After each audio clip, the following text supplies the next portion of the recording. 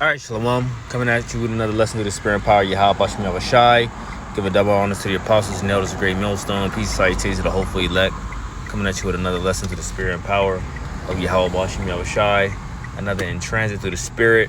Now, I'm going to start at the book of 2 Timothy chapter 4, verse 2. It says, and we're going to read it in the NIV. It says, preach the word, be prepared in season and out of season. Right? So in doing so, what are you going to be doing? It says, correct, rebuke, and encourage with great patience and careful instruction.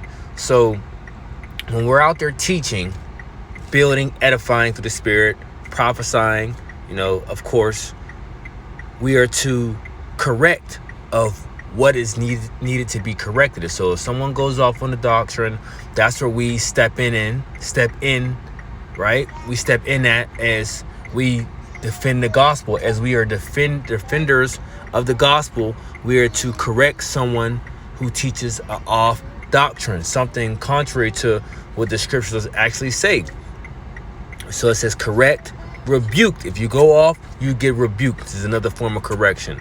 And encourage. We encourage brothers, through the Spirit to continue to fight the good fight of faith. We encourage brothers through the Spirit, to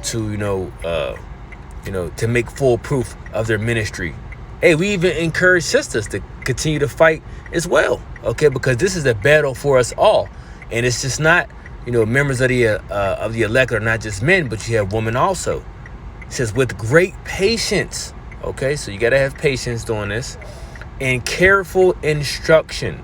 And we have been instructed and taught from our apostles and elders on down, okay, who are worthy of double honors. So verse 3, it says, for the time will come when people will not put up with sound doctrine. Says verse 3 again, it says, for the time will come when people will not put up with sound doctrine.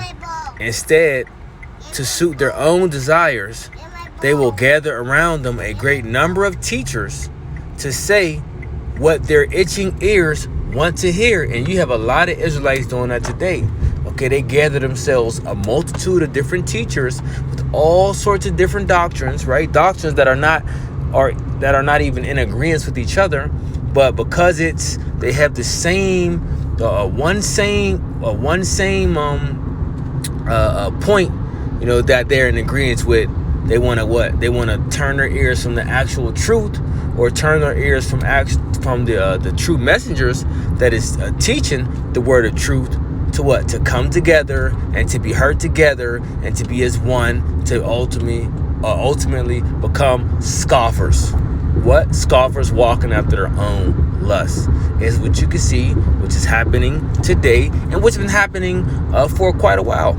Okay, but see, this is something that will take place in the last days. See, these are different signs to show forth that a part of the signs to show forth that we are not the end. Scoffers walking after their own lusts. All right, so verse 4 says, they will turn their ears from the truth to turn aside to myths. But you, okay, so for us, that's continuing in the faith, that's enduring sound doctrine. But you keep your head in all situations. But you keep your head in all situations, endure hardship, do the working of evangelists, discharge all the duties of your ministry. Okay? So whatever that we may go through, right? No matter what the situation may be, we must what? We must endure. We must continue to be level-headed. We must continue to be apt to teach. As much as this BS that's going on amongst these different individuals that once were a part of us, or individuals that was never, a part of us, but still have these different platforms where they can go on them and try to, make it seem as if they're right and make it seem as if we're in the wrong. That's okay. Through all the situations, we must what? Continue to endure. Because these things must be. We must endure the scoffers. We must endure the madness that's taught by these different Israelite groups or these different Israelite leaders who know better. Okay, the different guys that was once amongst us who should know better. You see? But see, these things must be, and it's gonna continue to escalate. Right? We already know it's gonna, as we get more close to the end, as the scripture says, Esau is the end of the world and Jacob is the beginning of it that falleth. There's going to be more slander. Okay, there's going to be more attacks. There's going to be more bearing. There's going to be more. 1 second, son. There's going to be more bearing false witness or wicked or false accusations against us. It's going to. 1 second, man. It's going to be. Yo, give me 1 second. Slakia. It's going to be all of these different things that's going to be against us. But guess what? We must continue to endure. Okay, because these things must be. Right? But it says, scriptures say, woe unto him that who the offense cometh by. Okay? We're going to the store. Right? So it's woe unto you. See, you guys that, like I did in the last lesson, through the Spirit, you know, as I said before, every idle word, man.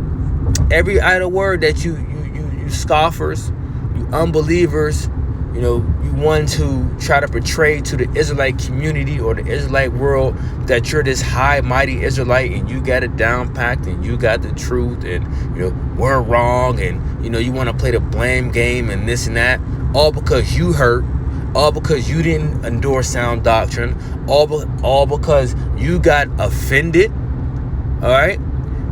Because you didn't gird up your loins. And like I said before in the lesson previous, ultimately the Lord has rejected you guys, man.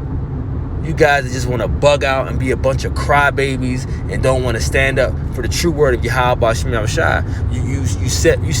Your whole ministry is to try to denounce what our apostles and the elders teach. Your whole ministry is set to try to combat, you know, what we teach.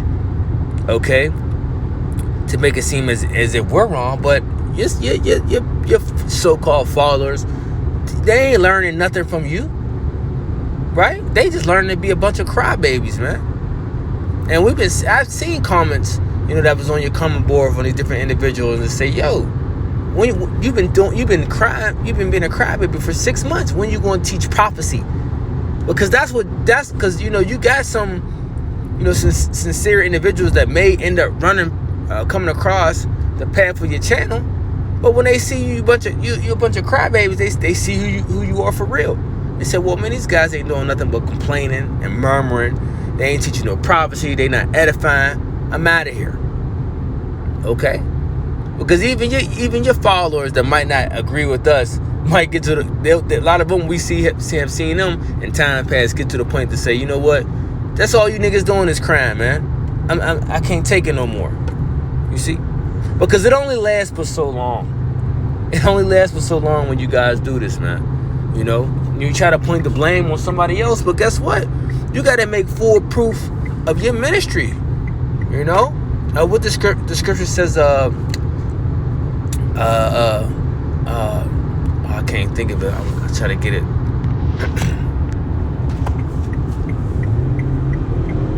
One second. In transit.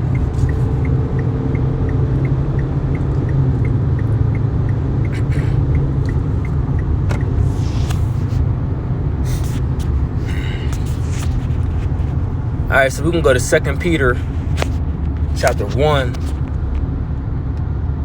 verse 10. It says, and I'm still staying in NIV. It says, therefore, my brothers and sisters, make every effort to confirm your calling and election. For if you do these things, you shall never stumble. Okay? So you think, how are you making your calling and election sure? Okay, how are you trying to, you know, you're making every effort to confirm your calling and election by murmuring, by scoffing, by trying to put the blame on other people because of this and because of that. I mean, that's what you're going, you know, you're going to put your works behind that? That's what you're going to put your strength behind. You're going to put your strength behind being a murmurer. Okay, have at it. You're going to put your strength behind being a scoffer or you're putting the blame on other people. Well, we'll see how far that gets you, man. You see? But as the scripture says, these things, these things must be of what you people are doing. And yes, it's vexing. Absolutely, it's vexing. It gets on your nerves. Jake give you a headache, man, with the BS that they be doing. And a lot of things could be avoided at times. But see, Jake has this pride issue. Jake be full of pride, and they act like they cut on the camera and they do different things. And they try to speak humble as if they're not full of pride. But a lot of these individuals are full of pride, because what shows it that they're full of pride is if they would have just humbled down, held their position, or however the case may be, where the situation was, and let it work its course instead of bucking up and want to do their own thing and take control, right? And let them, Yahweh Bashim Shai guide the course, or guide the rivers, so to speak, and everything would have, panned out, what it needed to be. But at the end of the day, for these guys to be excommunicated, that is of the Lord's, that is of the Lord's, judgment as well, to get you guys up out of there, because the scripture says what? A little leaven leaveneth the whole lump. So the Lord removes individuals who can affect, who has that potential, or, who's a problem, or just, not beneficial to the body. Okay. Yeah, for the time being, you might have been, but as the spirit increases, as the spirit upgrades or levels up, so to speak, and you ain't on board with it, okay, you still want to do your own thing and, do your way, the Lord will get you up out of there. The Lord will reject you, because you're no longer beneficial, to the body. You're no longer needed, so to speak. And everything happens for a reason. Okay, that's what a lot of people don't understand as well. Everything happens for a reason. You see? So, that was just a quick in transit to the spirit. Lord will help us edify. Till next time, when I say shalom.